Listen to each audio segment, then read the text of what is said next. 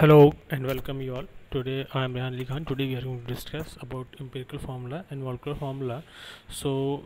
We have discussed the definitions of these things, and now we are going to solve a question: how to derive a molecular formula for an unknown compound whose percentage composition of its element are given.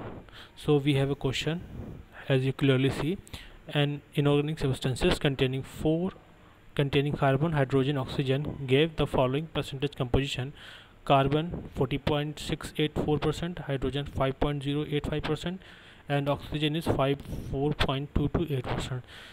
The molecular weight of the compound is 118 gram. Now here its molecular weight is given. Molecular weight of the compound is given, that is 118 gram. Calculate the molecular formula of the compound. So now we have to calculate its molecular formula. So I already tell you how to solve such questions. First you are going to draw a table. From that table we are going to derive its empirical formula. So we have three elements that we have written here. So first of all element, that is carbon, its symbol C, its percentage composition is 40.68%, its atomic mass is 12. These things we know, right? So percentage given in the question, atomic mass we know, and its symbol is C. Second is hydrogen, whose symbol is H, and its percentage of element that is given in the question is 5.085%. And atomic mass of hydrogen is 1. Okay, similarly oxygen, symbol O, its percentage given in the question, and its atomic mass we know. Now after that come our next section of this box, that is relative number of atoms, right? So for this what we do, I told you that at this step we are going to determine what its mole. Actually it is written relative number of atoms or its mole. So I told you that you just consider atomic mass of the element as you just consider atomic जो percentage होगा, the percentage को आप क्या consider करोगे, उसको ग्राम में consider कर लोगे. ठीक है, जब उसको आप ग्राम में कंसिडर कर लोगे तो आपको क्या है, एलिमेंट का मास पता चल जाएगा. एलिमेंट का जो मास होगा उसको उसके मोलर मास से अगर हम डिवाइड करते हैं तो हमें क्या मिल जाएगा, नंबर ऑफ मोल्स निकल जाएगा. वहीं इसी को यहाँ पर रिटर्न दूसरे फॉर्म में लिखा है, relative number of atoms, right. तो हमने क्या किया कि उसका रिलेटिव नंबर ऑफ एटम्स, और सिंपली वी कैन ऑल्सो इसको कह सकते हैं कि हमने इसका मोल निकाल लिया, राइट. तो सबके निकालेंगे तो कार्बन का है 3.39, हाइड्रोजन का है 5.085 और ऑक्सीजन का है 3.389. Now we are going to derive its simplest atomic ratio. So simplest atomic ratio मैंने बताया था कि सिंपलेस्ट एटॉमिक रेशियो कैसे निकालेंगे. जो सबसे छोटी वैल्यू होगी उसको सारी वैल्यू से हम डिवाइड कर देंगे इंक्लूडिंग इटसेल्फ. तो हमें सबसे छोटी वैल्यू इसमें कौन सी दिख रही है, 3.389, राइट. इन तीनों में सबसे छोटी वैल्यू है 3.389. तो 3.389 को हम सबसे डिवाइड करेंगे इंक्लूडिंग इटसेल्फ. तो हमने 3.390 को 3.89 से डिवाइड किया, उसके बाद 5.085 से डिवाइड किया, उसके बाद खुद उसको 3.89 को 3.389 से डिवाइड किया. तो हमें जो अब एक सिंपलेस्ट एटॉमिक रेशियो जो आया है वो आया है हमारा क्या, 1:1.5:1. सो ये जो 1.5 जब भी आपको डेसिमल में मिलेगा, यानी कि जो डेसिमल की वैल्यू होगी उसको आप किस में कन्वर्ट कर लोगे, उसको आप कन्वर्ट करोगे simplest whole number atomic ratio में, राइट. तो इसके लिए आप क्या करोगे, एक और रेशियो निकाल लो. तो इसका दूसरा रेशियो जो निकलेगा, अगर मैं इसको लिखूँ 1:1.5:1, तो 1.5 आपका क्या होता है, 3/2, राइट. तो इसको मैं ऐसे लिख सकता हूँ 1:3/2:1. अब मैं क्या करूँगा, इस पूरी वैल्यू को 2 से मल्टीप्लाई कर दूँगा. तो ये हो जाएगा 2 × 1 × 2. अब इसको जब 2 से मल्टीप्लाई करेंगे तो 2 से 2 कट जाएगा, तो बचेगा क्या, 3:2. तो अब हमारा एक सिंपल होल नंबर रेशियो आएगा 2:3:2. अब जिस एलिमेंट के सामने जो वैल्यू आएगी सिंपल रेशियो होगी, वही उसके उतने number of atoms empirical formula में बन जाएंगे. तो कार्बन के सामने 2 आया है तो कार्बन होगा 2, हाइड्रोजन के सामने 3 आया है तो हाइड्रोजन होगा 3. इसी तरह सिमिलरली ऑक्सीजन के आगे 2 आया है तो ऑक्सीजन होगा 2, राइट. तो हमारा एम्पिरिकल फॉर्मूला आ गया क्या, C2H3O2. अब जैसे मॉलिक्यूलर फार्मूला होता है तो मॉलिक्यूलर फार्मूला के हिसाब से उसका मॉलिक्यूलर मास निकालते हैं। सपोज मॉलिक्यूलर फार्मूला है वाटर का H2O, इसका मॉलिक्यूलर मास कितना हो जाता है 2 hydrogen 2 plus oxygen 16 that is 18, right.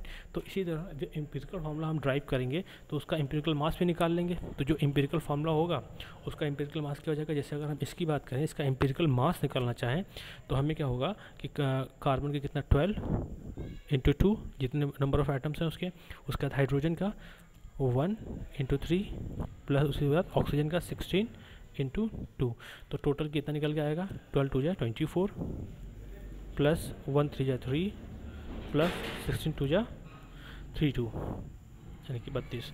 अब इस टोटल को सम अप करेंगे तो हमें कितना मिलेगा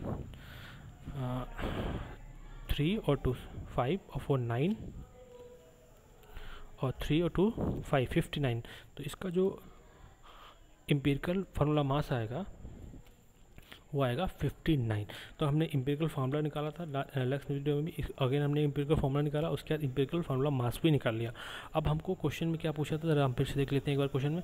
calculate the molecular formula of the compound, now we determine its molecular formula. और हमें क्या क्या गिवन था इसमें, हमें इसमें ये परसेंटेज गिवन थी, इसको हमने इस्तेमाल करके हमने मॉलिक्यूलर फार्मूला और एम्पिरिकल फार्मूला और एम्पिरिकल फार्मूला मास निकाल लिया, राइट। तो हमने इससे एम्पिरिकल फार्मूला मास भी निकाल लिया। अब हमें इसमें molecular weight of the compound भी गिवन है। तो एक चीज़ और है कि इसका मॉलिक्यूलर मास क्या है, मॉलिक्यूलर वेट क्या है कंपाउंड का, वो है 1118 ग्राम, ठीक है, ये हमें नोन है।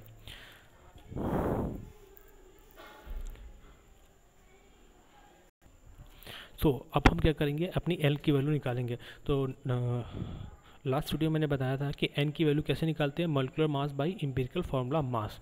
तो हमें मॉलिक्यूलर मास ऑलरेडी गिवन है क्वेश्चन में, एम्पिरिकल फार्मूला मास हमने निकाल लिया 59। तो हम क्या करेंगे, बस मॉलिक्यूलर मास को एम्पिरिकल फार्मूला मास से डिवाइड करेंगे और हमें क्या मिल जाएगी, अपनी डिजायर्ड एन की वैल्यू। एक बार हमको एन की वैल्यू मिल गई उसके बाद हम क्या है उसका मॉलिक्यूलर फार्मूला निकाल लेंगे। तो जो एन की वैल्यू है, ठीक है, तो एन की जो वैल्यू है वो किससे निकल गई, आपकी molecular mass by molecular mass by empirical formula mass से आपने एन की वैल्यू 2 निकाली। और इसको अगेन फिर यही फार्मूला है, एक बार मास के टर्म में है और एक बार फार्मूले के टर्म में है। तो यहाँ पे फार्मूला है और यहाँ पर मास है। एन की वैल्यू अगेन क्या है, यहाँ पे 2 है, तो हमने मॉलिक्यूलर फार्मूला इक्वल टू यहाँ पे एन की वैल्यू 2 रखेंगे और हमें क्या मिल जाएगा 2 इंटू C2H3O2, राइट। तो ये हो जाएगा आपका C4H6O4। तो ये हो गया आपका क्या मॉलिक्यूलर कंपाउंड। तो इसका ये हो गया आपका मॉलिक्यूलर फार्मूला।